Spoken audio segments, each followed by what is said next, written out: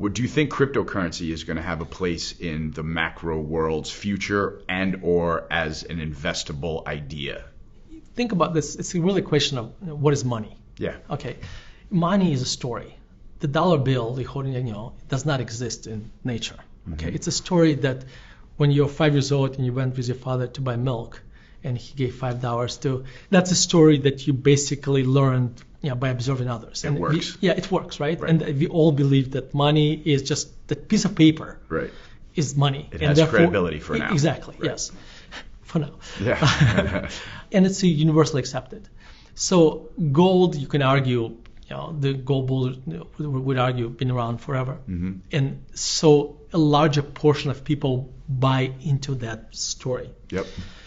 Cryptocurrencies are kind of they try to compete with gold. In fact, I would argue that it's the kind of the new generation, the millennials, embrace it because they're not into fancy shiny things, right? And it's so much more convenient. If I gave you $1 million in gold, it was weighing like 45, 50 pounds. So you would have to make sure to work out. Okay, with cryptocurrency, I can give you $1 billion on a stick, right? So it kind of makes sense on the surface. The problem is, from a money perspective, where it gets difficult is that even though people say Bitcoin is finite, but number of Bitcoins is not. So if you want to create Bitcoin number 2 or number 500, you can still do this. So is Bitcoin going to be the one that's surviving? So when you make a bet on cryptocurrencies, the first bet you have to make, which one? Right. And so let's say you solve that, and let's say that's Bitcoin. Okay. Then another question is, will the governments allow that to happen? And this is where it gets very tricky. Our democracy basically depends on our politicians making promises that they won't keep. And that means we have inflation.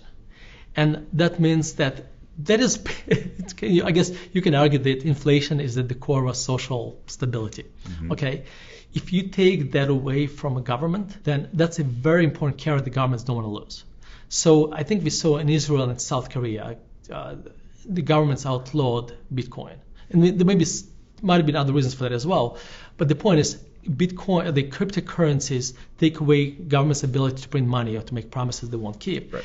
And I think that's an enormous headwind that lies against cryptocurrencies. Right. The uncorruptible factor is what the central banks want to campaign against because they want to maintain control of the money supply. Yeah. And then also, since it fluctuates so much, how do you, I think, with Brexit, there was a Brexit in the news, and you see pound going up or down, but it goes up by 30 basis points. Right.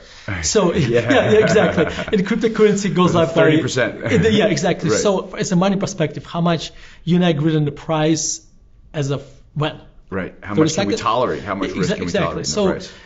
There are a lot of factors, and then the core, we have to believe in the story. Yeah. For that to become a currency, everybody has to buy into a story. If you live in Zimbabwe, some kind of banana republic in Africa, then I completely get it. It's a better alternative than whatever currency they have. Right.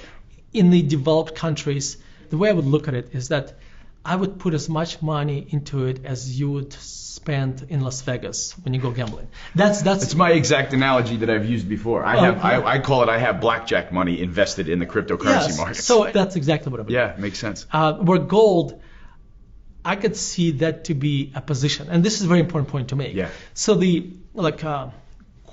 gold bugs, people who really believe in gold, some of them put 40, 50% of portfolio into gold. I would not do this. Right. I would look at it as a position. I don't know, from 1 to 3%, maybe. I don't know. It's as a position in the portfolio. Yeah. But it should not be the portfolio. Not an overweight. Right? Yeah.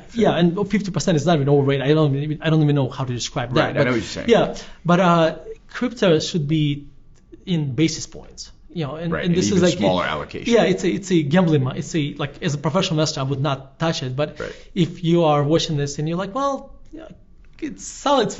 If you're looking for excitement and you don't have money and you don't want to go to Vegas, own some crypto. That's true. It used to be silver, now it's cryptocurrency, right? Yes. That's exactly right.